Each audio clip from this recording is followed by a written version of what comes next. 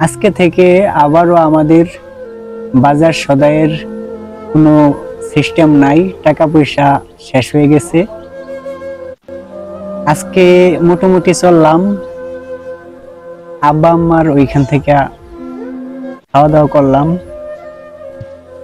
প্রায় 2 দিন ধরে 3 দিন ধরে ওই আব্বা মায়ের ওইখানেই খাওয়া দাওয়া করলাম। আজকে থেকে বন্ধ।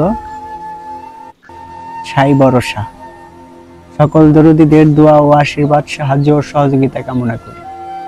আর আমাদের বেশি দিন আর্থিক সংকট থাকবে না, ঠিক হবে না।